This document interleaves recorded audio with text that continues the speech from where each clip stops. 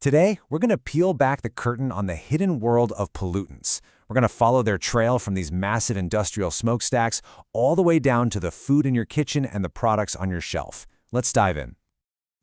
When you stop and think about it, our world is just built on chemicals. From the cars we drive to the cosmetics we use, they're literally everywhere. But this modern life has a byproduct, right? A whole universe of pollutants. So what exactly are they, and where in the world do they all come from? All right, to really get a handle on this, we've got to start with the basics. So first up, let's look at the big picture of pollution. This is going to set the stage for everything else we talk about. At its heart, the definition is pretty simple. Environmental pollution is what happens when we release stuff into the environment that causes harm. And that's the key word right there, harm. It's that harmful or deleterious effect that makes something a pollutant. And this pollution doesn't just happen in one spot. We usually break it down into three main arenas: the soil under our feet, the water we all depend on, and of course, the air we breathe.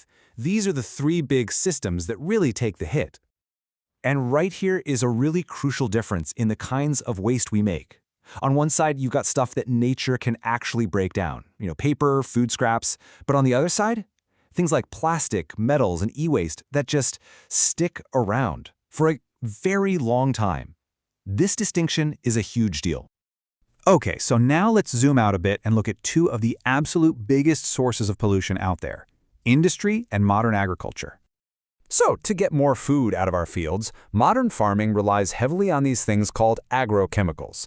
We're talking about artificially made stuff: fertilizers to make plants grow faster, and pesticides to kill off weeds, insects, and fungi. And yeah, they can help in the short term, but they also pump a ton of chemicals into our environment.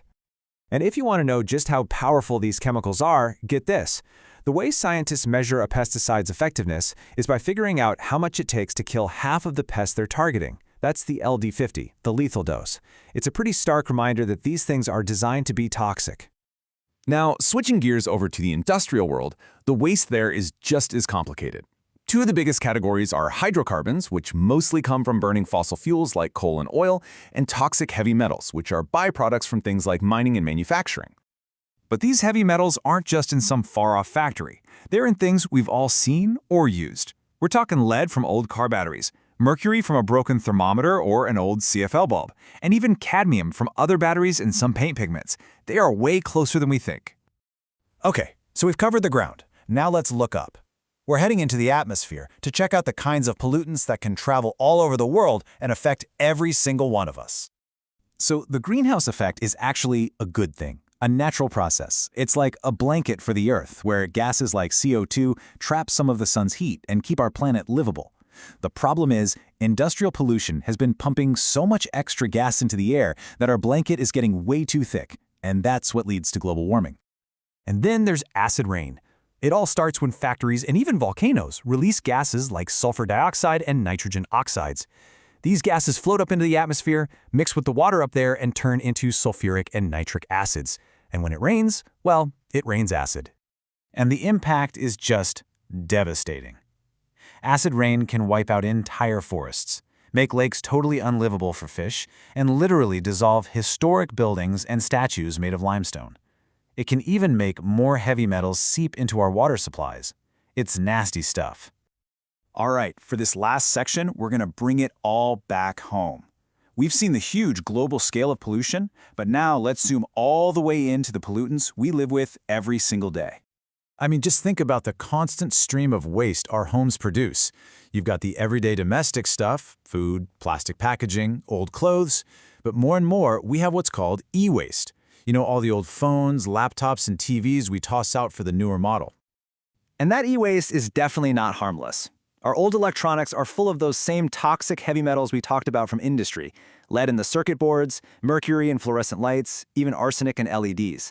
And when they sit in a landfill, that stuff can just leak right out into the environment. But it's not just about the things we throw away.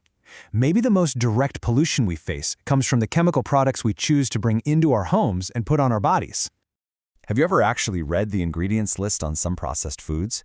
It's wild. They are packed with additives to do all sorts of things: make flavor pop, keep it from spoiling, or give it a bright color.